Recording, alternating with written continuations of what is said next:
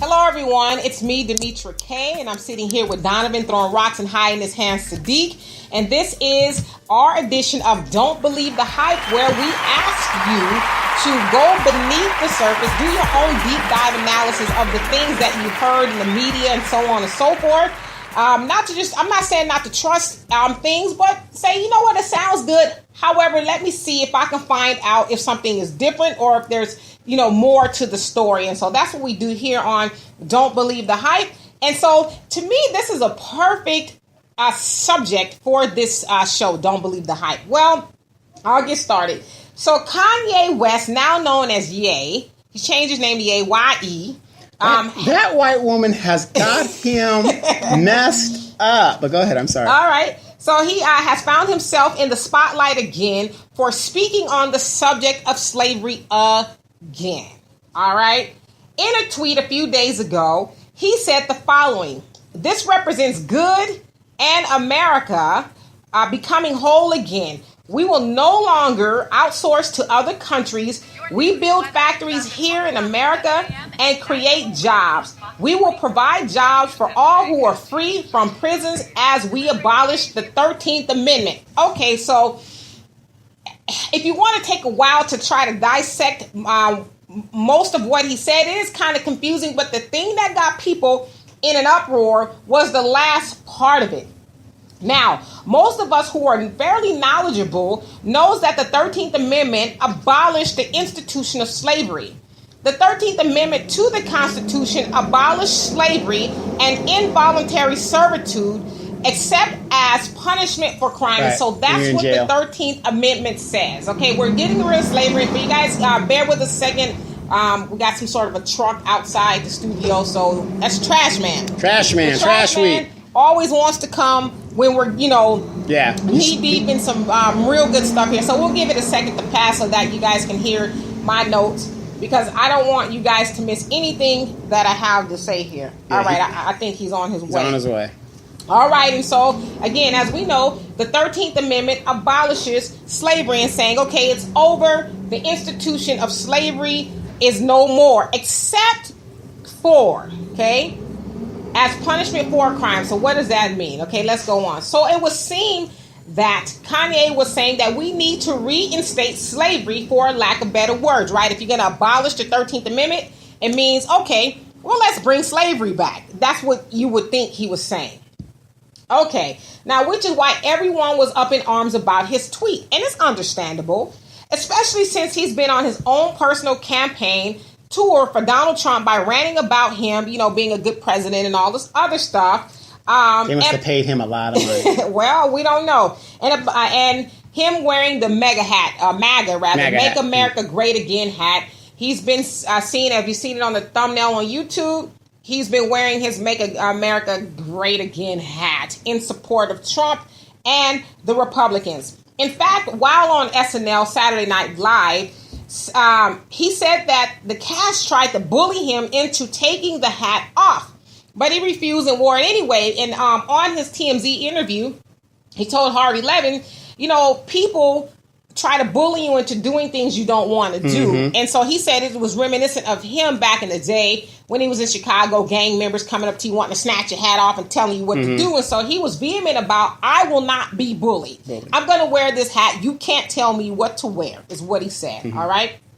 Now, D.L. Hughley, the radio host and comedian, was very upset at Kanye, at what he had to say and about his love for Trump. He's basically saying, for lack of better words, Kanye is ill-informed. He doesn't know what he's talking about. He should just be quiet and, basically stop supporting Trump and all this other stuff. Okay, so that's understandable, like I said. However, Kanye went on to clarify his statement.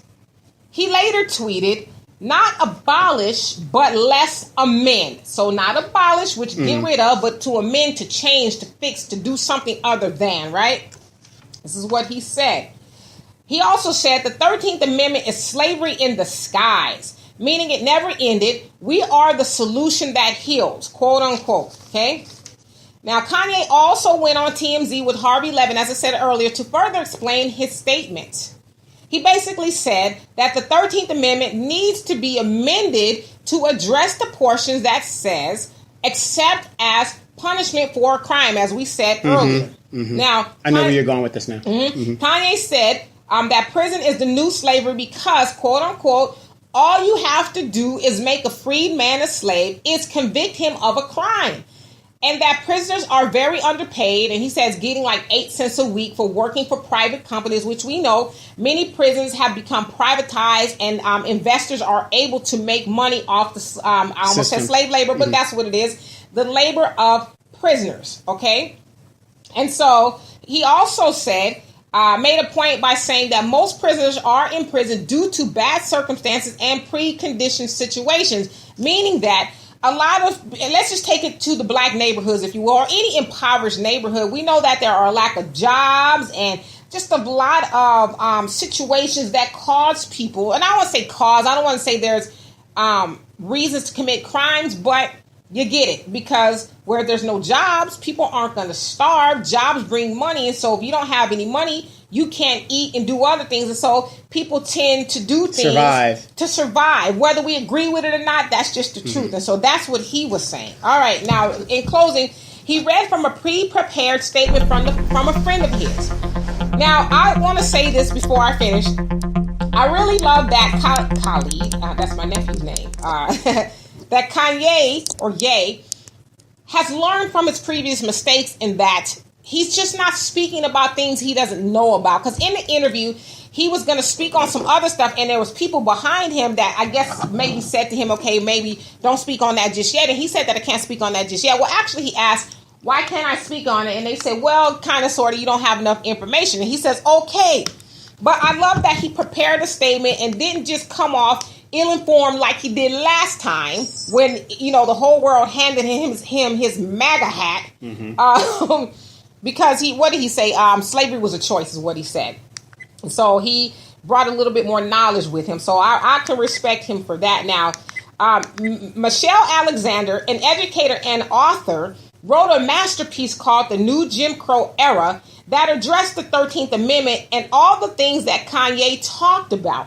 For example, the convict leasing program that was used in the Jim Crow era after slavery to imprison free black people, mostly free black men, for the benefit of companies outside of prisons. And so for those of you guys who don't know what the convict leasing program was, kind of still is in 2018, but what it was specifically is that in Jim Crow, we know all these laws were made, vagrancy laws and things like that.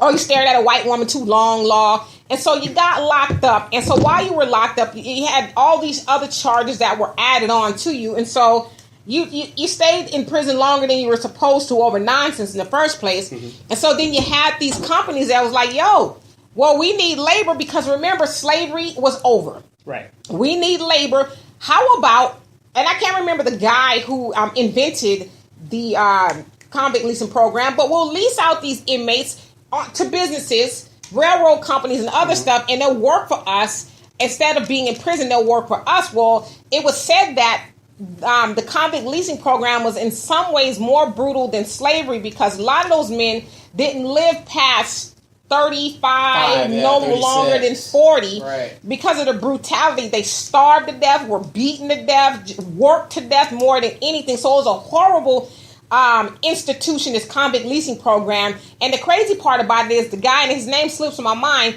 the guy that made this program ended up committing some fraud, business fraud, and he ends up going to prison. But because the brutality of prison was too much for him, he ended up, I want to say he killed himself. He killed himself because he didn't want to face what he had been doing to other people. And so I'll get back to my notes. I just wanted to give you guys a little history on the convict leasing program. Now, the Netflix documentary 13th by Ava DuVernay addressed the very same issues that Kanye talked about. She talked about the 13th Amendment and that it was, slavery was abolished back then, but we are still in some sort of slavery because of the prison complex and what it means to black people. There are more black people in prison in the United States than anywhere. And the numbers have grown from the time of Jim Crow, through your presidencies of Reagan, especially under Clinton when he implemented the 3 strikes law, and his wife, to whom, a lot of black people love to say we're with her. She was very instrumental in that, even though she wasn't the president, but she came up with the super predator term in talking about our black boys and saying that they need to be made to heal because of the violence and things like that they were doing with her ill-informed self. And yet our black women have signed on to that. Right. Well, I mean, black men, too. There's a lot of black men that you can't say anything to about Hillary because they'll be mad. John Lewis. All of them. But, have marched with Martin Luther King. Right. And so, y'all want to know my opinion? I know you don't, but I'm going to give it to you anyway. But this is an opinion-based show, so please give it to him. I do believe that Kanye misspoke when he said abolish instead of amend. I really do believe that because I'm like, anybody with a half a brain that God gave a cricket will not be rallying for slavery to be abolished because that means that we're going back into slavery. You picking cotton, you probably be in the field. No. I'm exempt. I was in the military. I doubt it. Okay, I'm just saying. I'm already brainwashed. We both was going to be in the field if we abolished slavery. Right, okay, so I don't think he meant to abolish. I really do believe he meant to amend. And so I ask of thee. Us. Where was the lie in what Kanye said? What do you mean, where was the lie? I think he meant it. You think he meant it? I think he meant it. Why because is that? The truth, he's getting paid millions of dollars to go around and deceive us. I mean, he's not the first. He is not the first brother to sell out. You got Jesse. You got, I can name them all. Okay, let's just go from that angle. Let's just say, because a lot of people have said too that Kanye he's getting ready to drop another album. I'm like, damn, how many albums is he going to drop? Did he drop like 19 2 months ago? But okay, I don't know. So I guess he's supposed to be dropping this earth-shattering album that he's going over to Africa and making. It's kind of hard when you become irrelevant. There comes a time in an artist's life where you don't sell. But is Kanye irrelevant though? Kanye is on. It is said that he is worth and his companies all together over $1 billion. That's what they say, but that's what Forbes has said. Do you buy any of his records? I don't. I don't buy records at all, to be honest. I mean, I'm just that way. I go on YouTube and download the stuff to my MP3. Right. I mean, that just can I keep it real? Right. You know what I mean? And I don't know anybody of my friends that follow him. Well, but he's a different generation. I like Kanye. I like especially a lot of his his older stuff, his original stuff. Yeah, but ever since his mama died, the guy has been off his rocker. That's what people say, but I know somebody who knows him personally and said that he was already off his rocker. Right. He was already having and issues. It seems like anybody that's attached to this Kardashian family, Jenner family, they get destroyed or something happens. That's the other argument is that, Kanye is not who he used to be before he got into this family of she-devils. The funny thing, my mom, when I was growing up, me and my brother, my mom would always talk about girls. Your mom trying to talk to your son. She would say, that cuckoo will make you go crazy. And I didn't, she's referring to women and what they do. So she must have some cuckoo that make you go Cocoa Puffs. I mean, but it was said, too, that even before he got with her, when she was married and he was with other people, that he had always had a thing for her. He wanted to be with her from the first time that he saw her. So he always was obsessed with Kim Kardashian. And for whatever reason, they ended up getting together. And the rest is history. Ho or no ho, I'm going to have her. Right. Well, I mean, that's what they say. And so, but did Kanye misspeak? I think he did. Because I think it's easy for us. I don't want to say who us is, but just in general, I think it's easy for society, the public, to jump on somebody when they're having a bad time, a bad day. And I'm not saying Kanye didn't deserve the dogpiling he got, especially in regards to slavery being a choice. He said he misspoke then. Maybe he did. I think more than anything, Kanye is speaking out of not being educated, because I believe Kanye is smart. I just don't believe he's well versed, and it sounds like he's becoming that way now about slavery and things like that. Now, I'm all for everybody supporting who you want to support and stuff, but I don't think dealing with this Trump thing, and I'm not saying I'm not a Trump supporter, but not because I'm not a Democrat, so it's not that. Are you sure? I'm positive. I smell Democrat on you. Hillary is the problem that why America is in what we're in today. And this is why the Democratic Party is so fucked up, is because you did not listen to the very voters you're supposed to be serving. We did not want her.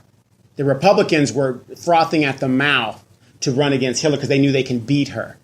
This is why we're in the situation where I blame the Democrats, whatever. So I'm not mad at him for supporting who he wants to support. Me either. However, This is a very unpopular guy. He's a very unscrupulous guy. So I have to call into question morally and character-wise, why would you support a man that believes in grab him by the pussy and all this other misogynistic things that he does? And I wholeheartedly agree with you on that. And I don't have a dog in the fight of Trump or any of that kind of stuff. I just try to, I'm versed on politics, but I just try to stay out of it because it's like the chips are going to fall where they may, regardless of how we feel about it.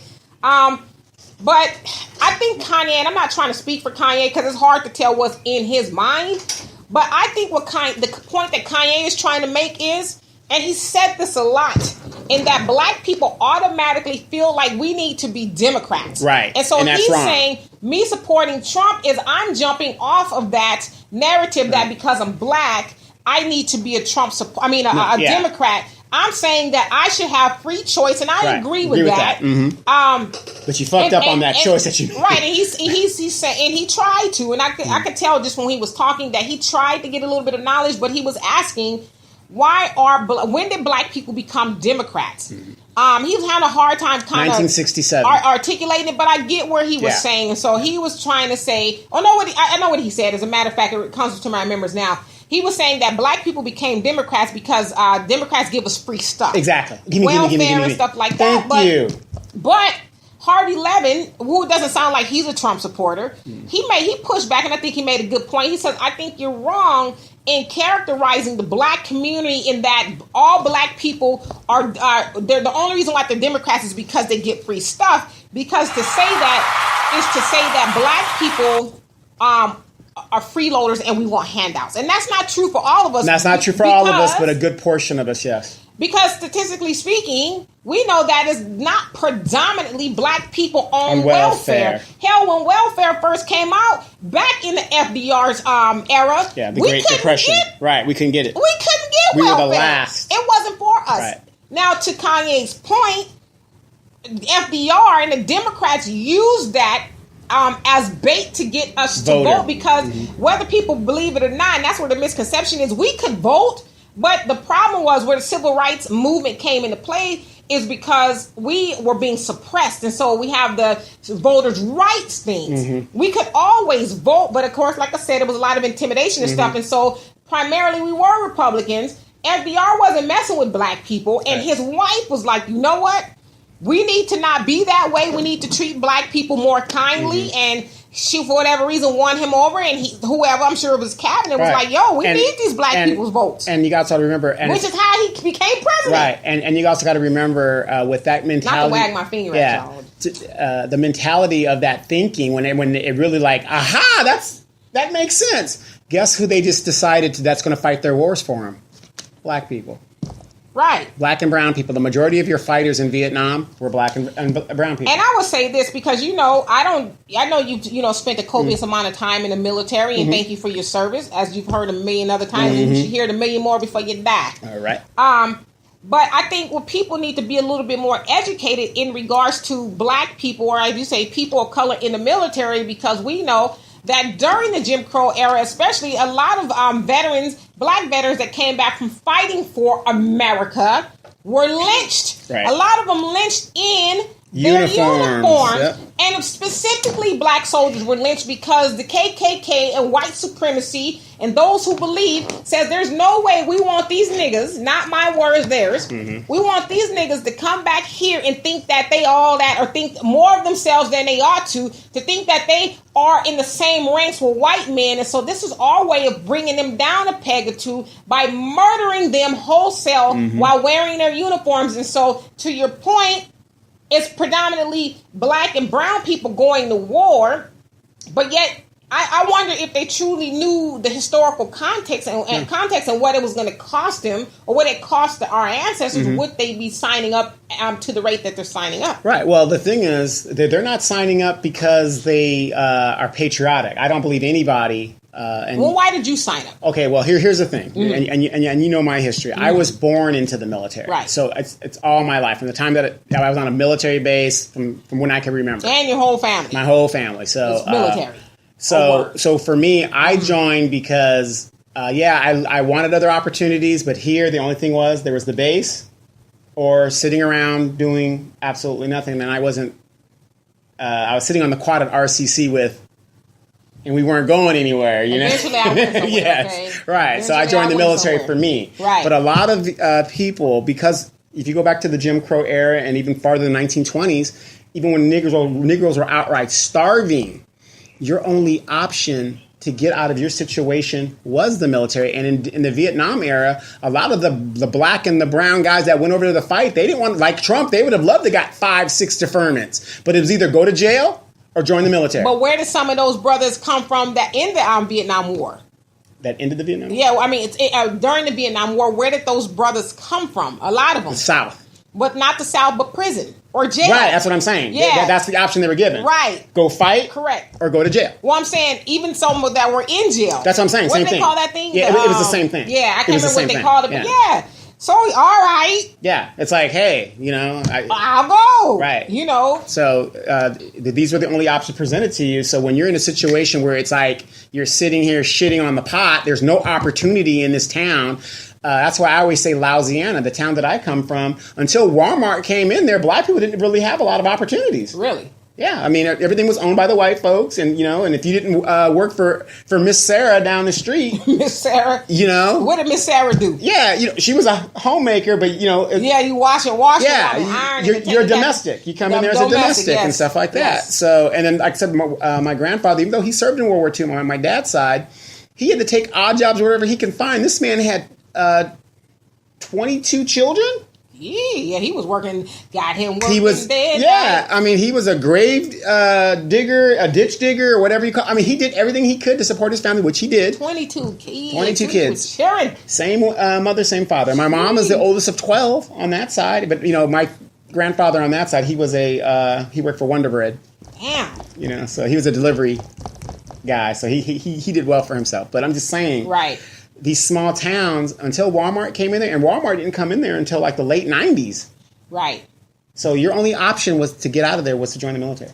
I mean, yeah, so I get it. I'm not saying I don't get it, but I'm just saying I think a lot of people, if they knew the history. Right. And, and then the other argument, too, is, to your other point, well, it's what are you going to do? You're going to sit around here and do nothing? Right. Or are you going to go to the military and perhaps make something out of yourself? But in utopia, black utopia, I guess, if you will, if we, did things like we used to, like during Black Wall Street, had our own companies and businesses and stuff, there'd be more options for us as a people. But, to say, you know what? Well, my family has a factory, this, that, and the other. I don't need to go to war. I stay in the family and work. And this is my personal opinion. I really think when the white people were waking up and we were waking up, and this baby boomer generation was, doing this, and they did a lot of revolutionary things, but they also did a lot of revolutionary fucked up things.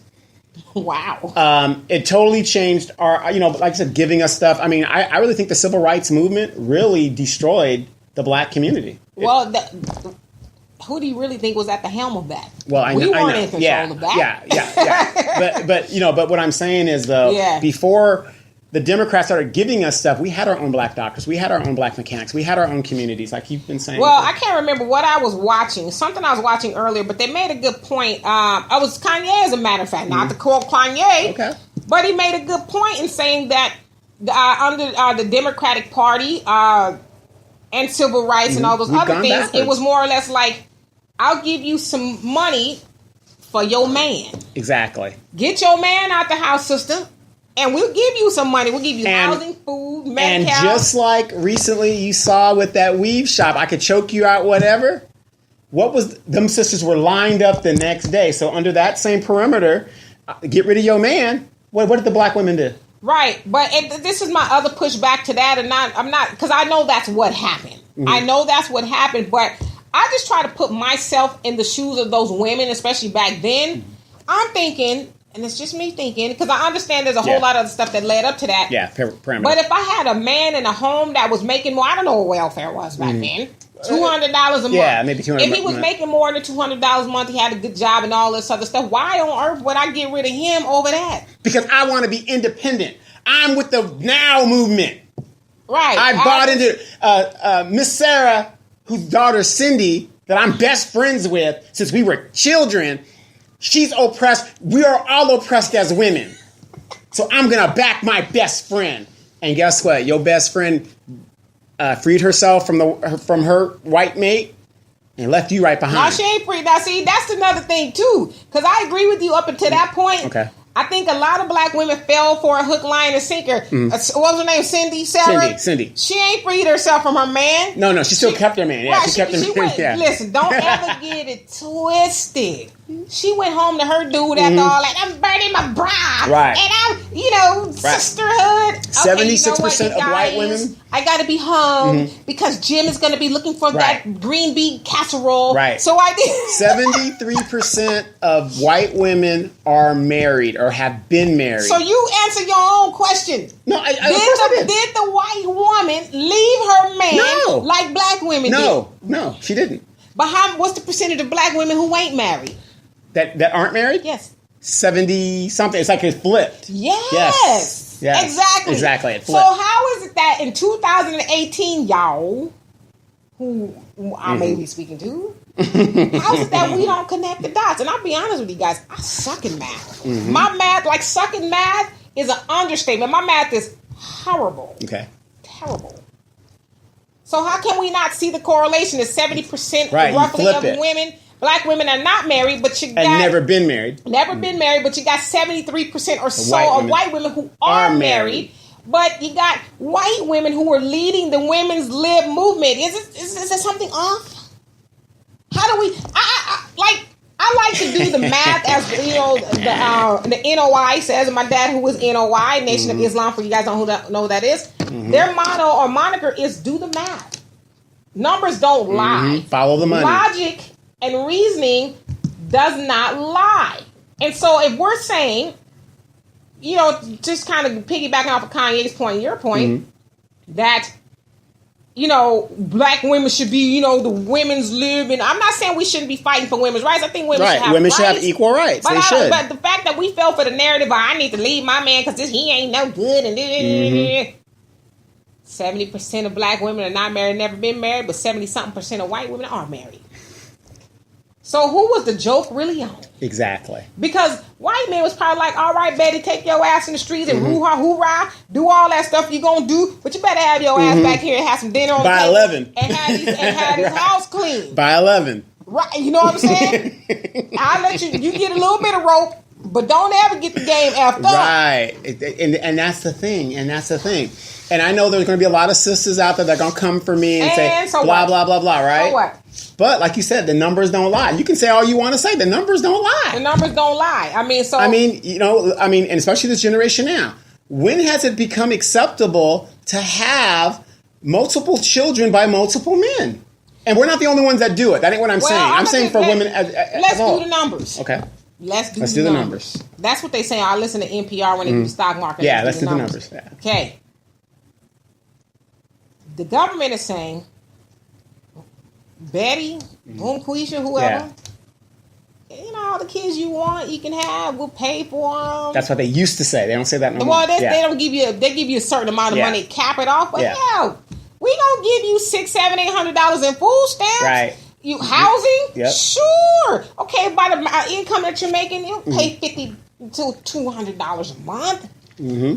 I mean, what would stop you from doing that? What would stop you from having kids? Integrity and pride. Okay, but that obviously a lot of women who are on that system, not self-esteem, saying a lot of women don't see it that way. Like I talk about this girl all the time who was a friend of mine on Facebook who brags about it. She's not even 30.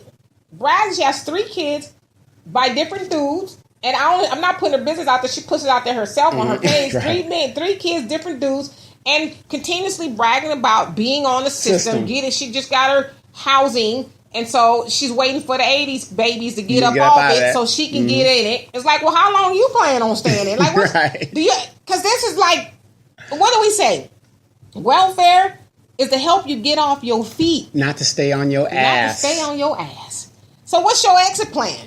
Do you got a plan? Or you just planning to be like them 80s babies? You going to just keep popping them out, having them, and then, because at the end of the day, me and you pay for that. Right. And I'm not saying if that's what you choose to do with your life, more power to you. But what happened to the women that held these men accountable to support their children?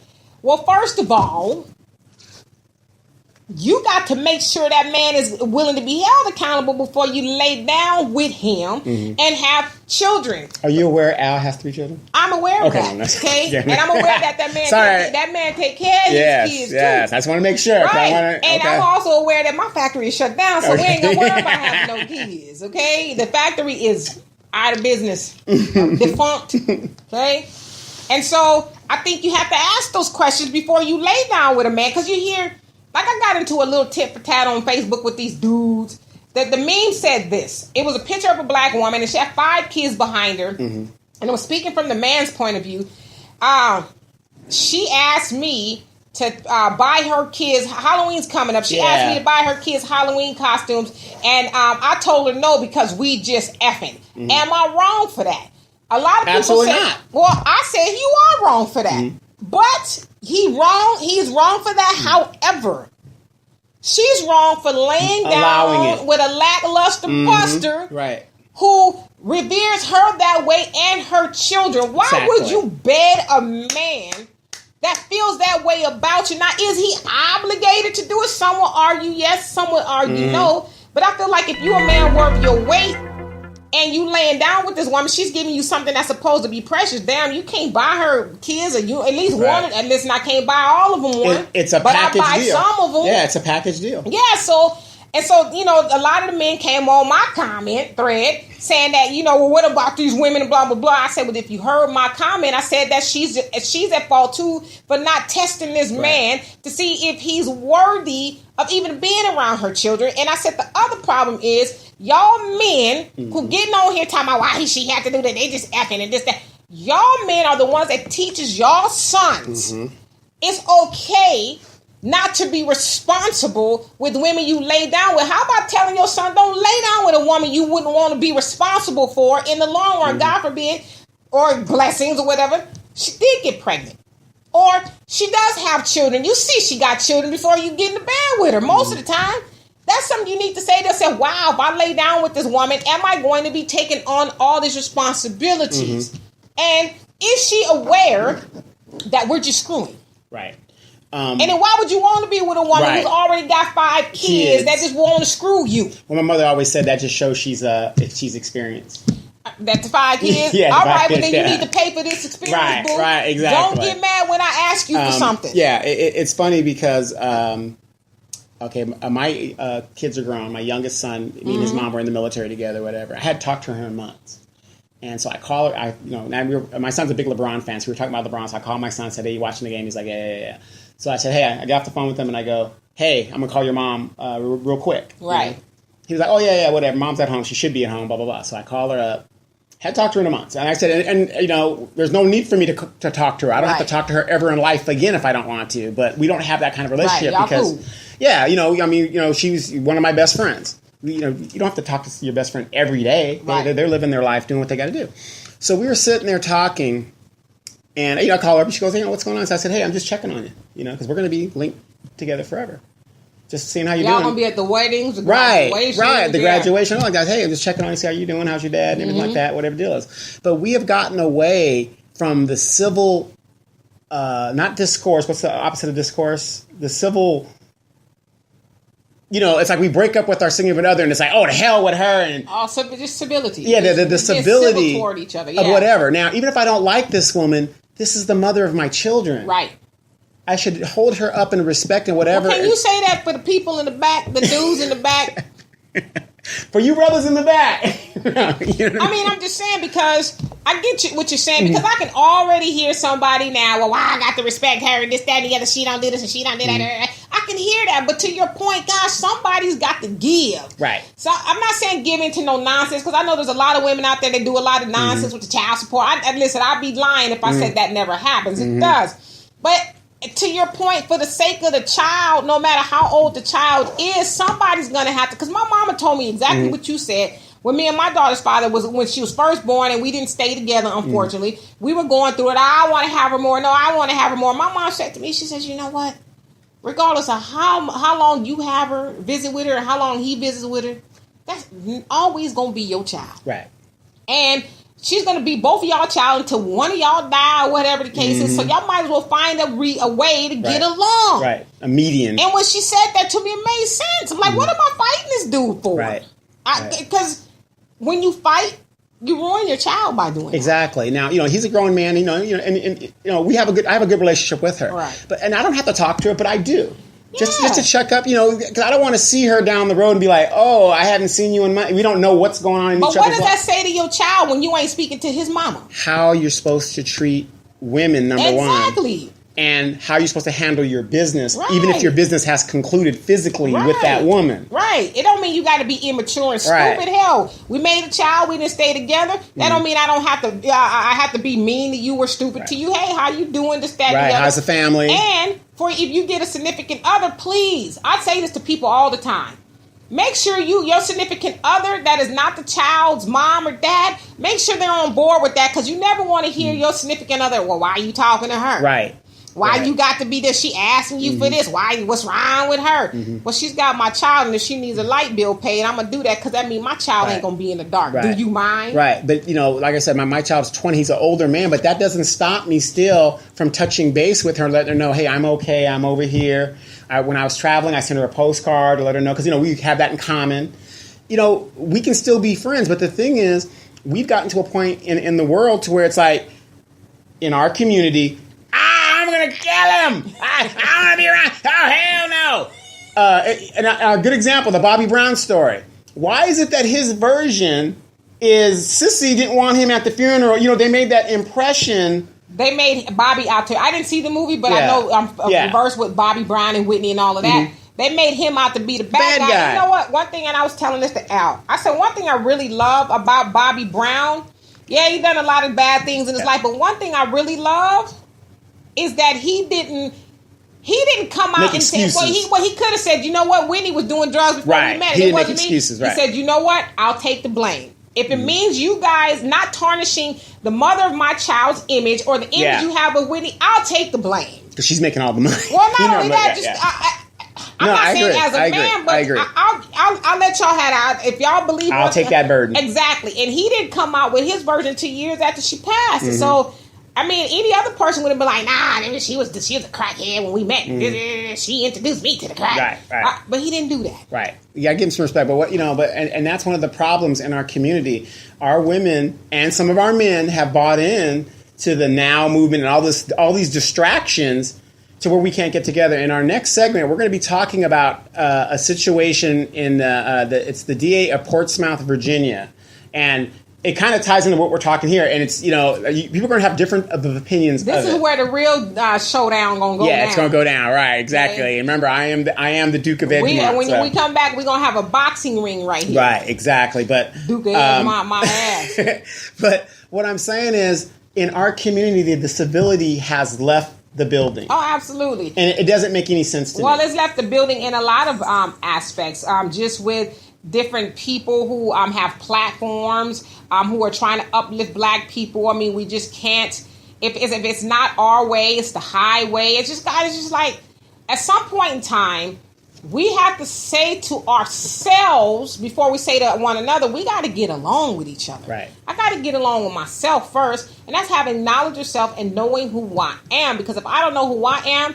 it's hard for me to get along with you, because I'm trying to impose my ignorance on you. Mm-hmm. And back to the Kanye thing, a lot of people will say, F Kanye, because he married this woman who isn't black and all this other stuff, and he's bought into the Trump thing. Now, I don't believe that for one bit.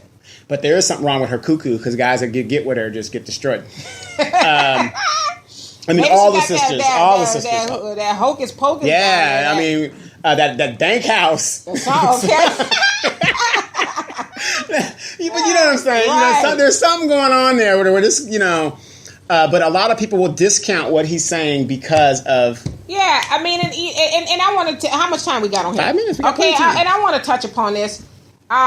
Phil from the Advice Show is under a lot of scrutiny right now, because a lot of people are discovering, if you will, that his wife is not black. Okay. Black. She's, from what he's saying... I'm not black. I'm black and German. And, I almost said the N-word, but okay. Negro, but go ahead. I almost say N-word, please. Right. So they're discounting that they're saying she's not black, and he's saying, well, she's not white. Mm-hmm. He did this whole little DNA thing on his page showing I don't know that why he did that. I don't know why he did it either, because she is fairly light, like my Al. But it doesn't matter. I know, but there's some people that if you're not the color of this table or the top of this pen, you ain't down for the cause. Black. Right. And so I'm not trying to argue Phil's case. Yeah, his wife, she appears to be white. He did the DNA, says that she's Indian and more Spanish and all this other stuff. All right, whatever. But my thing is, y'all Negroes will, because there's a lot of people saying, well, you know, he's taking our money, he's doing this, and he's getting over on the black community. I'm like, y'all the same Negroes that helped in giving 97% of $1.3 trillion dollars away of our money to everybody else but black people. But y'all mad talking about Phil getting over? At least Phil is giving us something that we can use. Like what? Knowledge, information, stuff that we... think about. Turn on Fox News. Now I'm getting ghetto. Turn on Fox News to see if they going to be talking about any of the stuff that you hear on the advice show. I'll wait. I stopped watching the advice show. I started watching Know the Ledge. Know the Ledge. I like Know the Ledge too. He's got a comedic spin on giving us the stuff we ain't gonna see on Fox News, NBC, ABC, CBS. We ain't gonna see that on there, but we see that on, and I get it because Phil has almost 1 million followers, and so I believe a lot of these dudes and some of these women are agents sent by the man. I could be wrong, but I doubt it, to take him down, because the last thing the oppressor wants for black people to be is knowledgeable of self and unified. And just like dominoes, we all fall in to the narrative in the tailpipe. So I say to you guys, when are you going to hold the oppressor accountable for getting over on you to the tune of almost all of your $1.3 trillion? When are you going to do that? Why do we always got to crack the whip harder on our people than we do ourselves? Answer those questions in the next video. And I want you guys to keep that attitude. That's going to carry you over into the next video, because she's going to come with that same narrative. But we're not. Yes, but we're not going to do that, because this is why we're not going to do what you're saying we're going to do, because it's. Did you see the trailer for the Atlanta Housewives? So and so is Portia's engaged now to a guy that and he has he calls himself a serial entrepreneur. Her engagement ring is worth $750,000, and then so and so Cynthia Bailey's got a new man, and he think that she's the one. And you want me to keep going on with that? I'm trying to figure out what does that got to do with the price of tea in China. That's my point. We are so. I don't know. Everybody was like, to me. I don't even know who the hell you talking about. Everybody can tell you. China. Everybody can tell you about all of that foolishness, but cannot tell you about what Kanye meant to say or saying. That's politically thing, and why he's supporting Trump. They can't tell you about why the food stamps are being cut. They can't tell you why the Democrats lost in the last election. They can't even tell you why they really hate Trump. Right. Or why y'all messing with Phil from the advice show. Exactly. That's my whole point right Y'all need to get over yourselves, honestly. I mean, to me, it's sickening, but it's like y'all was never down for the cause anyway. Out of all the things that this man could be talking about, he talking about black unity. Exactly. So what if he was married to Kermit the goddamn Frog? Mm-hmm. What are you doing other than being agent-like and tearing this man down? What are you doing? A lot of us out there are dealing with other people's man. We don't even have our own man. See you doing too much now. Sorry. Okay, I'm just saying. But yet you're going to come on this man and judge him for who he loves. I don't give a damn who he's laid up with. And half of y'all got 4 women on the block that you ain't faithful to none of them. And everybody knows that brother that has 4 women on the block got kids by everybody, and yet you lining up to lay with this man and fighting over him. We'll be back. We'll be back in the next segment, and don't forget, next segment we're going to talk about the DA of Portsmouth, Virginia, and booty popping to the end of whopping. What's your feeling about that? All right, you wait for it. All right, Let me get my glove on. So we'll be right back, you guys. Don't believe the hype. This is why Dee has come and enlightened us on the show. We'll see you guys in 2+2. Deuces. And thank you guys for tuning in. Yeah. So if you have any questions or comments or anything, please feel free to do so in the comment section, and I will try to respond to you.